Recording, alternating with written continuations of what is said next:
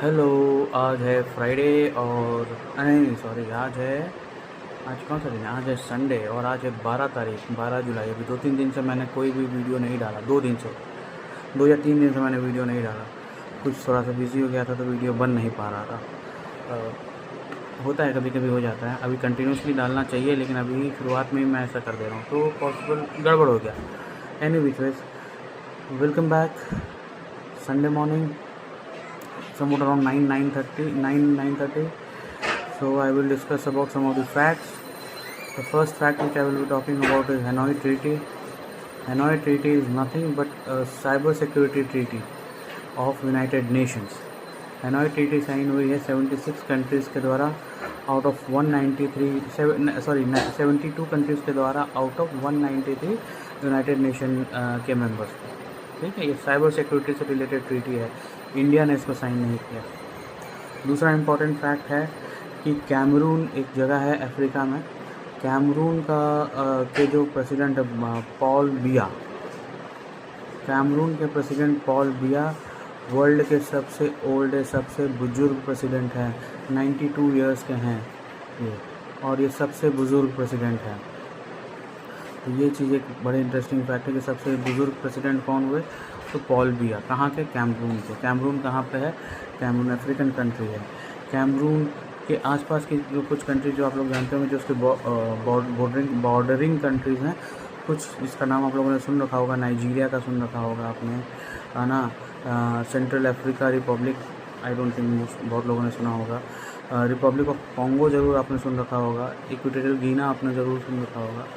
तो ये कुछ हैं, और भी कंट्रीज़ हैं। चैड हो गया, गैबॉन हो गया, ये 2 और कंट्रीज़ हैं जो इसको सराउंड करते हैं। तो ये है इम्पॉर्टेंट बात। यह है कि कैमरून पॉल बिया जो है सबसे ओल्डेस्ट प्रेसिडेंट है।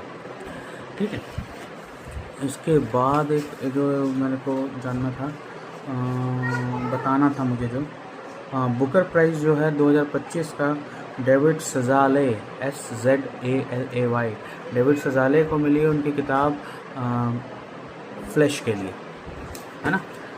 और फिर आते हैं हम लोग जनपथ अवार्ड पे। जनपथ अवार्ड जो है सबसे प्रेस्टिजियस अवार्ड है for in the field of literature, और इस बार 2025 की मिली है लेट विनोद कुमार शुक्ला जी को। विनोद कुमार शुक्ला जी की किताबें पढ़िए, बहुत बेहतरीन होती हैं। उनकी कविताएं भी बहुत अच्छी हैं। नौकर की कमीज़ शायद उनकी किताब है, जो मैंने पढ़ी है शायद वो उन्हीं की है, मुझे याद नहीं आ रहा। वो बहुत अच्छी किताब है, वो ज़रूर पढ़नी चाहिए, आप सबको पढ़नी चाहिए, है ना। तो ये कुछ फैक्ट्स थे। अब आगे क्या पढ़ता हूँ आपको बताऊँ।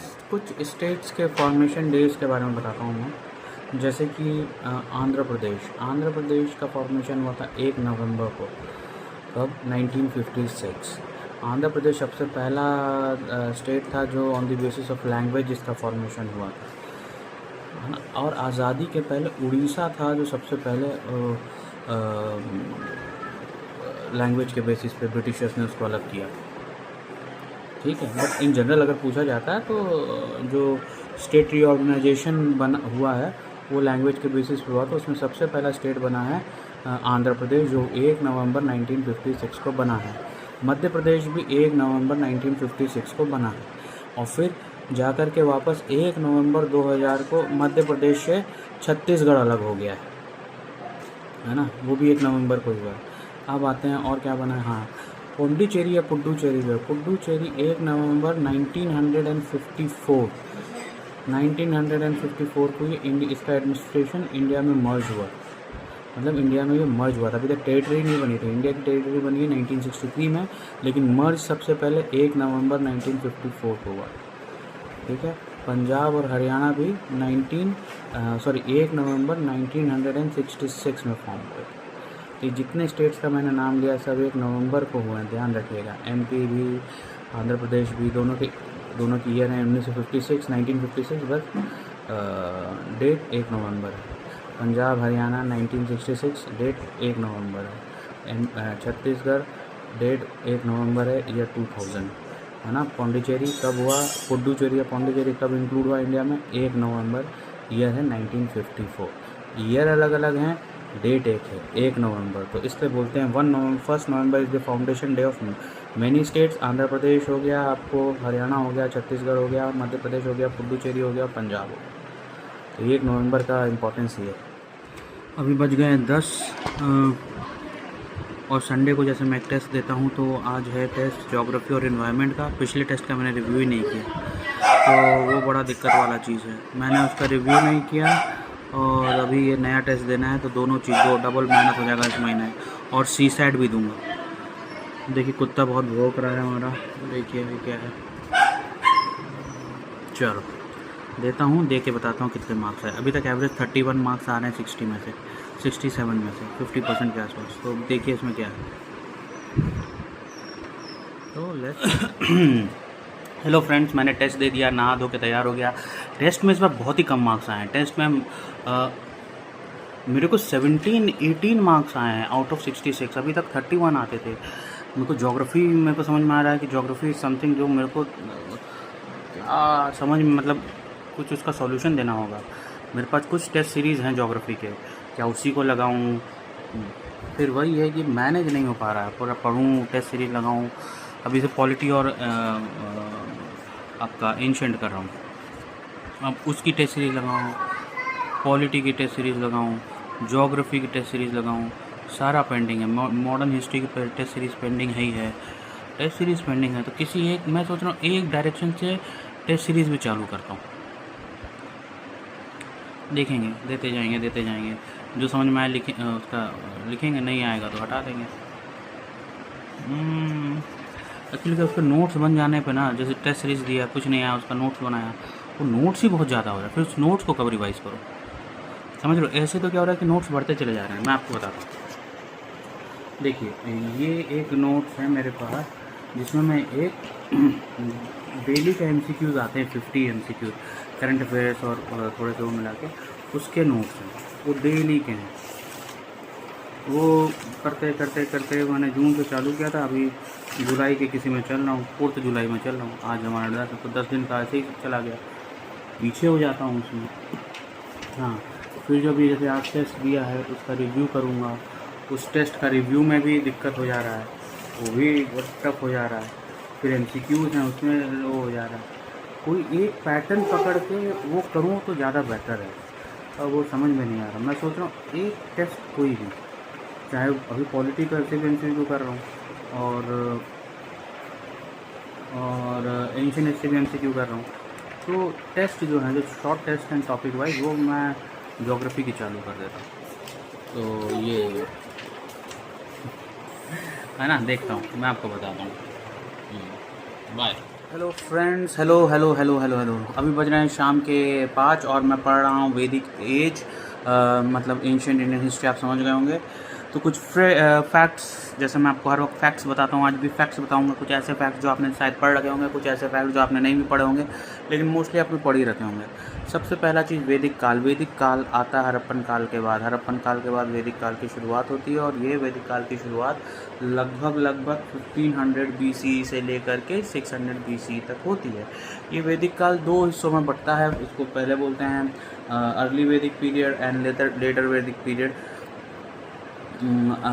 अर्ली वैदिक पीरियड में की मेन बात क्या है, मतलब why do we call it as Vedic period? ये Vedic period derives it names from the term Veda. बोलते हैं ऋग वेद, और जो जितने सारे वेद्स हैं वो सारे इसी पीरियड में डेवलप हुए थे।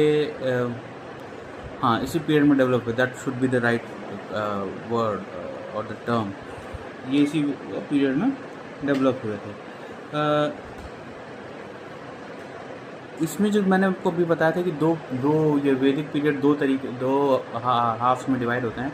पहला जो हाफ है उसको बोलते हैं ऋग वैदिक पीरियड। ऋग, क्योंकि इस वक्त ऋग्वेद का डेवलपमेंट हुआ था, ऋग्वेद का डेवलपमेंट हुआ था। ये पहला जो फेज़ है 1500 BC से लेकर के 1000 BC तक होता है, और उसके बाद 1000 BC से लेकर के 600 BC तक का जो सेकंड फेज है उसको बोलते हैं लेटर ऋग्वेदिक पीरियड, जहाँ पे बाकी सारे 4 वेद डेवलप हुए थे। तो ये मेन चीज़, इसके रिलेटेड बहुत सारी चीज़ें हैं जो मैं आपको धीरे धीरे आगे बताते चला जाऊँगा। तो अभी तो सिर्फ इतना ही है कि वैदिक पीरियड है क्या, है ना। कितने पार्ट में इसको डिवाइड किया।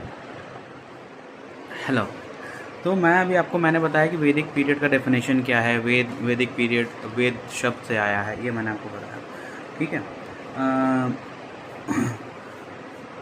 आपको मैंने बोला कि ये 2 पार्ट में डिवाइड होता है। पहला पार्ट है जिसको बोलते हैं ऋग्वेदिक पीरियड, और दूसरा जिसको लेटर वैदिक पीरियड बोलते हैं। जितने 4 वेद हैं, वो 4 वेद जो हैं वो फर्दर डिवाइड हुए हैं 4 हिस्सों में: संहिता, ब्राह्मण, आरण्यक और उपनिषद, है ना। संहिता और ब्राह्मण बात करते हैं कर्म कांड जो है वेद के रिलेटेड, उसके बारे में ये दोनों 2 पार्ट बताते हैं। और आरण्यक और उपनिषद उसके ज्ञान कांड, मतलब उससे रिलेटेड, उस वेद से रिलेटेड जो फिलॉसफी है उसके बारे में बताते हैं। ठीक है। अभी वेद कितने हैं, क्या क्या वेद है, उनके बीच का, उनके बारे में जो डिस्क्रिप्शन मैं आपको बताऊंगा, लेकिन अभी मैं सिर्फ आपको ऊपरी तौर पे बता रहा हूँ। ठीक है, वेद क्या हुआ। अच्छा, वेद के 4 पार्ट बता दिए मैंने आपको कि भाई जो 4 वेद हैं, हर एक वेद 4 हिस्सों में डिवाइडेड है: संहिता, ब्राह्मण, आरण्यक और उपनिषद। कर्म कांड वाले जितने चीज़ें हैं पहले 2 पार्ट में, ब्राह्मण और संहिता में, और ज्ञान कांड फिलॉसफी से रिलेटेड आरण्यक और उपनिषद में लेटर को। अभी वैदिक काल में क्या बोलते हैं, बात ये होती है कि वैदिक काल में बोला जाता है कि आर्यन आए और हड़प्पन सिविलाइजेशन को ख़त्म किए, खुद सेटल हुए, और वैदिक काल का स्टार्ट हुआ। बोलो बोलो, इधर आके बोलो, बोलो।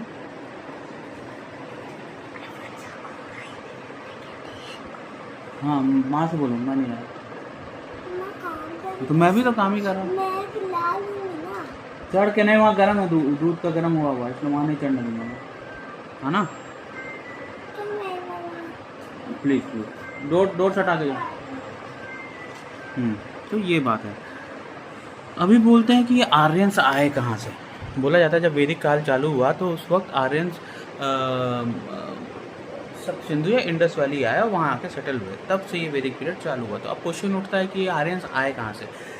कोई पुख्ता सबूत तो नहीं है, बट अलग अलग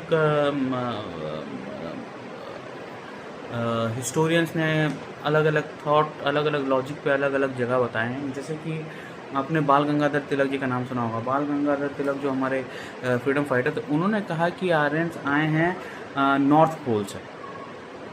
उनका कहना है पहले नॉर्थ पोल में वास करते थे, वहाँ से यहाँ आए, यहाँ सेटल हुए, and then they started the entire thing. ठीक है, ये एक जैसे कॉन्सेप्ट है। ठीक है, एक और स्कॉलर है जिनका नाम है गंगानाथ झा जी।